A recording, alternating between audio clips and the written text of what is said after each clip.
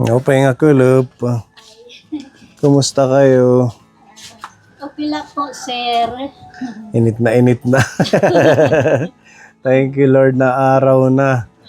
Maganda ng ating panahon. Start na ng Kayo, sir. summertime. Nanay Alice. Sana po tuloy na po na. Oo, papasok ako. Opo, sige, upo lang muna, sir. Maganda na ngayon mag-swimming. Ano Ate Joanne? Nag-swimming ka na?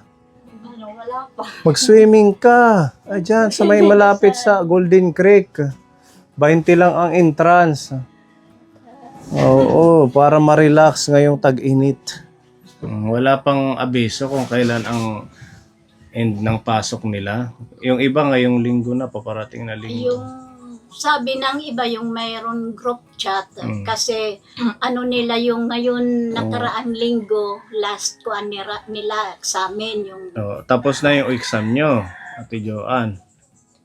Baliktad na lang si mga na lang mga Pilipino, parang gano'n na lang. Yun na lang yung natitira. Tapos, pero yung hindi pa tapos sa ibang subject, pwede naman sa sa Monday na balikan. So, pasado naman sa tingin mo. Hindi ko ba. tatawag Bakit ng di mo meeting. alam? Hindi mo natatanong? Yung di ba may exam yun? Chine-check ng teacher kung pasado? Hindi pa po sir masyado na check kasi po yung teacher nila po nagkasakit. Baka ngayon darating na linggo malalaman na po yan. Opo, ngayon Lunes hanggang Biyernes kasi yung ibang ka-group chat niya, yung ibang mga kaklasmetan niya, mayroon po ka-group chat sa teacher. Ang sabi, pag hindi daw 15 yata yung pinagpipilian na pagbabakasyonan nila po. So, it's either ngayong 15 or 16. Opo, di nga, pag hindi daw 13, 16. Pagpipilian. Sana pasado lahat. Sana nga. Mag-grade 4 ka na. Grade 5 na ngayon darating na pasukan. Oh, di ba? Mabilis lang. Tapos, mag-accelerate ka sa ALS. Ano ba pala sabi doon? Wala pa, hindi mo pa nakakausap. Wala pa naman sir nag-ano dito, wala pa naman pumunta. Kasi sabi daw mag-iikot na sila mag-iikot. Mag-check yung mga estudyante na... Yung teacher po ng ALS, mag-iikot. Ilang taon ka na? Mag-23 na po. Magti-23 ka na. So, pwede ito ma-accelerate ng mga senior high na dapat siya. Kung papasa sa exam ng ALS. Ang inaano ko po sir, parang nag-aalanganin din po ako makaano siya sa alas kasi po medyo mahina po yung Memory niya. memory opo. Kailangan po siguro sir yung parang step by step yung pag-aaral. Kasi pagka nag-ano siya ng siyempre na sa high school, baka maging siya sa high school hindi siya. Magulat siya kasi diretso agad parang Opo. tumalon. Opo. Hindi niya makaya. Hindi niya makayanan yung So, mas pabor ka dun sa itong continuous. Grade 4, grade 5, grade 6. Mas gusto mo yung gano'n. Opo, kasi mahina po yung niya, yung memory po. Hanggang ngayon, medyo makakalimutin pa din siya. Opo. Bakit, Ate Joanne? Hindi ko po alam kasi pag talaga nakakalimutan. Makakalimutan mo. Kahit pinag-aaralan natin ngayon, kinabukasan, Nakakalimot po iba siya. na. Parang si si Baby Grace, no? Makakalimutin din. Kaso yun naman, talagang siya, yung as in, wala, mabubura sa memory Hindi siya niya yung masyadong tawag doon. Parang hindi siya masyadong maalalahanin. So, tawag doon, basta hindi ko alam yun. Hindi ka na makakalimutin. Minsan nakakalimot. Makakalimutin ka pag inutusan ka, mantika nagiging sibuyas. Ay, di po, sir. Yung ibang bagay lang po, sir, pagka sinabi ko, Juan, pakitabi muna nito.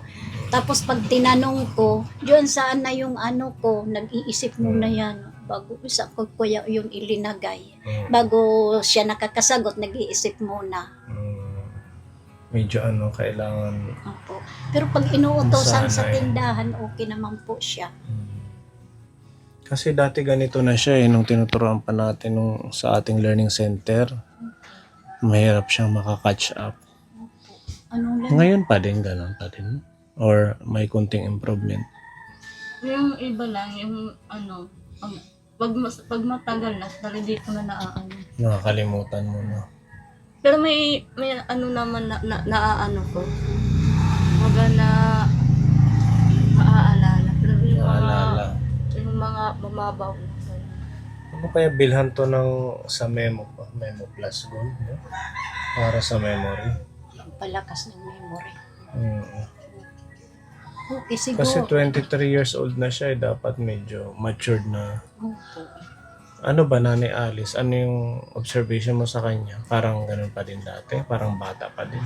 Yung observation ko sa kanya, simula niya nung maliit pa siya, siguro nagka-effect nga siya nung buntis pa ako dahil ano noon yung parang lagi akong takot nung buntis ako kasi pag natatakot ako pag may sumisigaw na ano yung lasing kasi nandoon pa yung bahay namin doon sa sa barangay, di ba? Dikit-dikit yung mga bahay. Tapos yung lasing na yung kung sino ang makita, kinukursunada.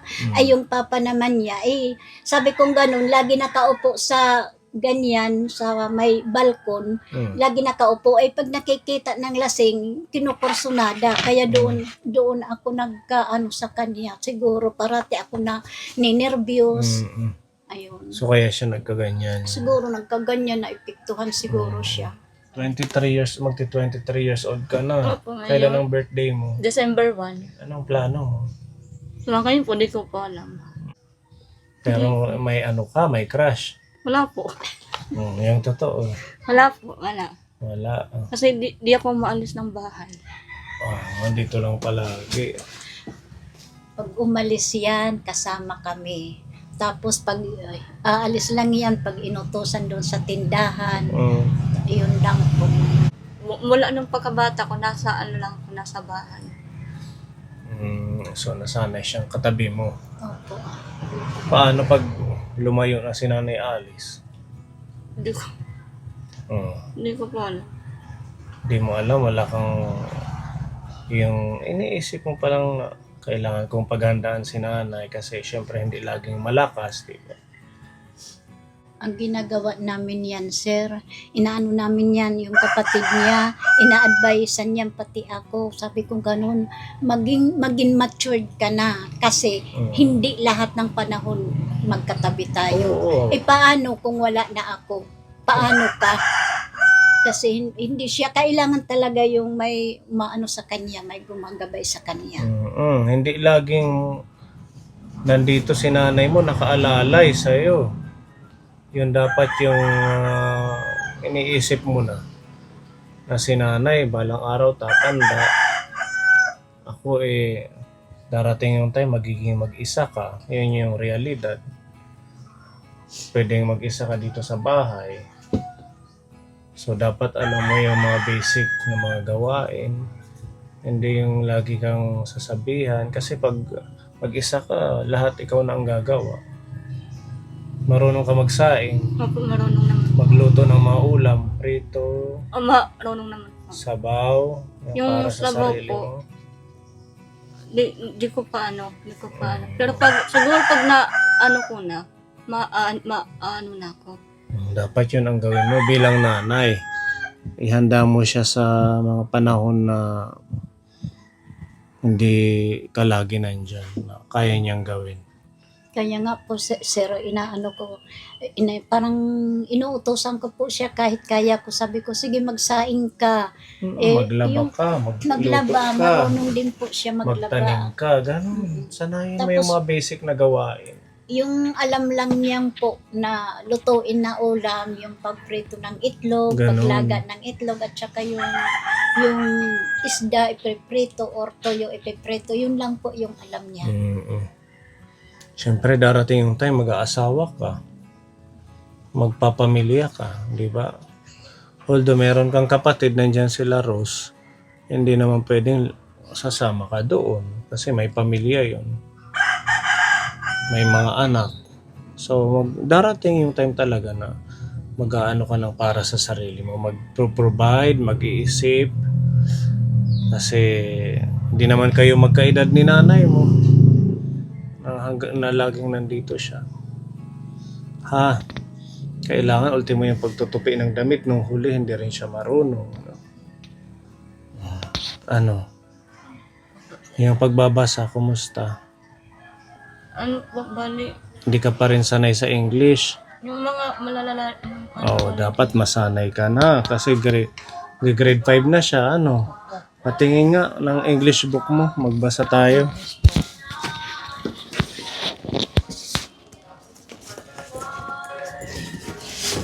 English. Wala. Okay, basahin mo to ha. The flies and the ants. Sige, lakasan mo. yung, Dito na. as, fish, so, Sige, lakasan. as, what, wrong of, Ulitin. well, let, I squadron. Lakasan. Squadron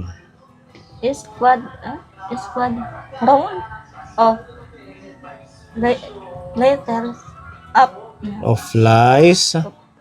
Sige, Flies. huwag mataranta, relax. Tingin muna sa akin. Tingin, relax. Okay, inhale, exhale. Ganon. Hindi, tingin dito. Inhale. Exhale. Open bibig, open. Naubo. Sige. Ulit. Okay na, huwag matataranta. Huwag kang makakabahan. Huwag kang manervyos. Oo. Sige, ito, basa.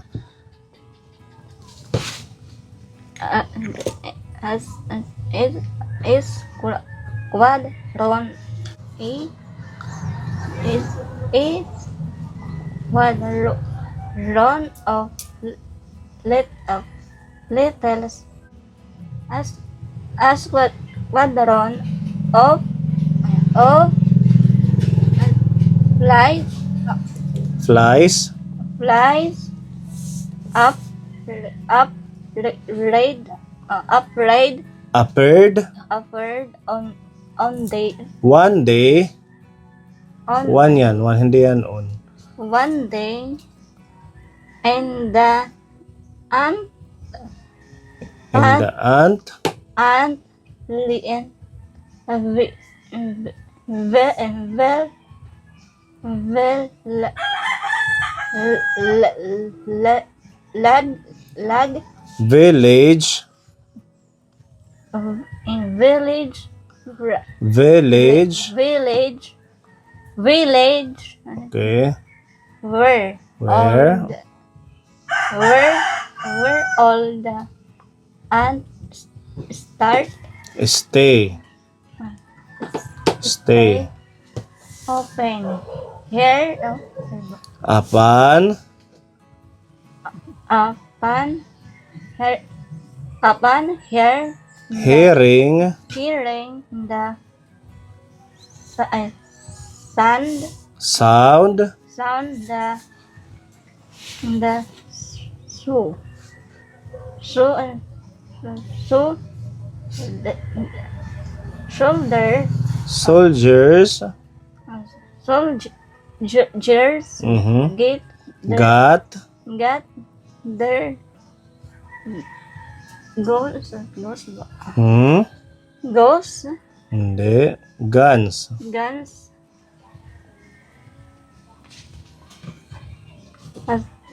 went to the plant No, tingnan mo mabuti. Went. went to the plant Tingnan mo. Pa. Las. last Oh, palas. Sige, ulit. Went. went to the palace of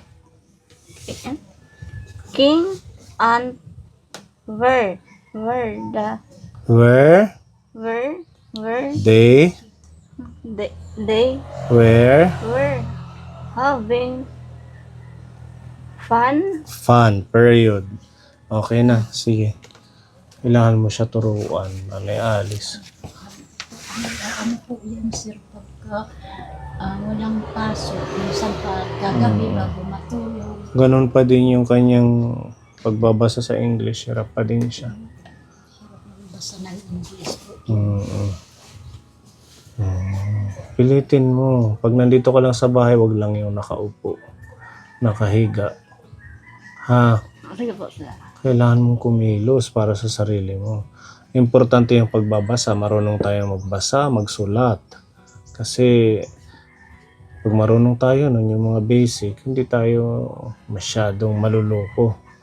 Diba? Tsaka pag naghanap tayo ng trabaho, pag nakatapos ka ng high school, diba, matatanggap ka sa mga trabahoan pag marunong kang magsulat. Kasi syempre, pipirma ka, mag-fill up ka ng pangalan mo sa mga biodata, ganon, resume. Ha? Nanay Alice, marunong ka naman siguro niyan. Opo, sir. Turuan mo siya. Opo, sir. Ha? Huwag kang mapagod mag-ano kay Ate Joanne. Tinuturuan ko po yan, sir, pagka hindi niya alam, sabi ko ganun, sige, magbasa ka ng sarili mo. Pag hindi mo alam, itanong mo sa akin. Kasi inaano ko po siya, sarili magbasa para po siya masanay. Sige, para mas lalong ma-enhance yung pagbabasa mo. Total, magbabakasyon na yata nila Beron. Paturuan natin kay Beron doon sa bahay. Pipick upin ka dito ni Pepa. Pagpupunta ka lang naman sa bahay, pagsasama ka sa mission, ha? Para maano to kahit ilang oras araw-araw. Para if ever man na dumaan yung taga-AS, kung mag-i-exam siya, pumasa siya, mas ma-accelerate. At saka kung gusto niyo naman, i-continuous lang yung step by step, yung grade 5, grade 6. Okay din yan. Kailangan lang meron progress at saka sa kanya, pagbabago. Ha? Sige po, sir. Kaya? Kakayanin po. Oo, kaya mo yan. Sa ngayon, meron kaming dalang mga damit dito. Nagpa-package po si Tita Ophelia. Meron mga bakanting damit na walang pangalan. Sabi niya, kami na yung bahala kung sino or kanino ibibigay. Inaisip ko to. Mukhang kasya naman to kay Joanne. Galing pa to ng ibang bansa. Hala, iganon mo. Kasya. Pati ang haba. Oo.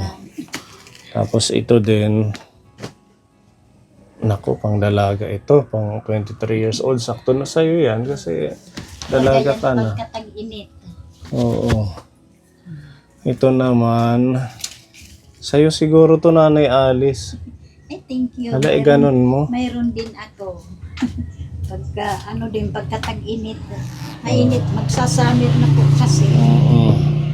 Tapos ito, sweater. Tsaka meron din pantalon. Kasi siguro to sa'yo. Ayan, bigay yan ni Tita Ophelia. Maraming salamat po. Unang-una po sa Panginoon. Pangalawa po kay Tita Ophelia sa biyayang pinagkaloob siya sa amin. Maraming salamat po. Si God lang po ang bahala magbalik po ng maraming blessing po. Yun lang po ang masasabi ko. At syempre, ang ating kapwa ni sponsor na patuloy na nagbibigay ng suporta sa inyo, si Ate M ng Isabela. Ayan, nag-message siya sa akin ng 1 linggo. Ayan, sabi niya dalhan daw kayo ng pagkain groceries para ngayong buwan. Meron siyang sinend na 2,000, kaya ito nakapag-provide siya ng 10 kilong bigas. Ayan. At saka mga ulam ninyo, may meatballs para mamayang gabi. Ito naman yung toothpaste, sabong panlaba, pangligo, at saka Sunrox. Meron po asukal, mga biscuits. Yan. Ay, ito pa pala bigay ni Tita Ophelia, lapis. Nagamit ka pa naman ng lapis. Tapos may tinapay. Mas maano kasi sa lapis pa kasi pag nagkakamali pwede burahin. Yan, may kape, may Energin, may gatas. Saka ito itlog. Pang ulam nyo din. Miswa, udong. Saka, tawag dito, udon, Ito may palaman. may eating cheese. Saka toyo suka. Ayan. Blessings ni Ate M ng Isabela. Ayan, para makatulong sa inyo. Maraming salamat po kay Ate M. Unang-una po, sabi ko kagani na una po ako nagpapasalamat sa Panginoon sa mga taong ginagamit niyang instrumento. Lalo na po kay Ate M na patuloy po siyang nagbibigay sa amin. Ang ano ko lang po, pati sa trabaho niya, maging malusog lang po yung kanyang katawan. Tapos yung trabaho niya ay patuloy siya. Tapos gabayan pa siya ng Panginoon. Yun lang po. Maraming salamat at sa patuloy po ninyong pag-subaybay sa amin at saka malaking tulong po ito para sa amin. Salamat sa Panginoon dahil kayo po ay hinipo ni Lord na gamitin na instrumento para makapagbigay doon sa mga taong nangangailangan. At saka dahil kay Sir Pony sa ka-Team Pony, maraming salamat din po sa paghahatid ng tulong kasi po sila ay ginagamit na instrumento para maghatid. Kaya maraming salamat po, Ate M. Thank you po sa lahat po. Wala pong ano man, Ate Alice. Nung isang linggo, nabalitaan ko may namigay ng food pack sa inyo dito. Nabigyan kayo. Isang dito po. Sa DSWD po. Dalawang ganito po. Maganda yung packaging nila. Opo. Dalawa pong ganito ang As ibinigay. in, naka-vacuum ano siya, Opo, seal. nakapaklat po. Lalo na't mag-eleksyon. Madami yan mga Mga umiikot. Tapos kanina nga may tumutunog, di ba? Nagmumotor, ano sila? Nagmumotorcade bang tawag doon? Wala yung mamigay ng mga dulce, candy. Opo. Ano, Ate Joan? Pwede na. O sige, hindi na kami magtatagal. Opo, sir. Thank you po kay Ate M. Kayo na po ang mag-ayos niyan, ha? Yun po sila. Thank you mga kaponi. God bless. Bye-bye. Bye-bye po. Bye-bye na, Ate Joan. Bye. Dami mong damit na bago. Mag-aral, ha? Ni Ate M. Okay. Thank you po. Sige.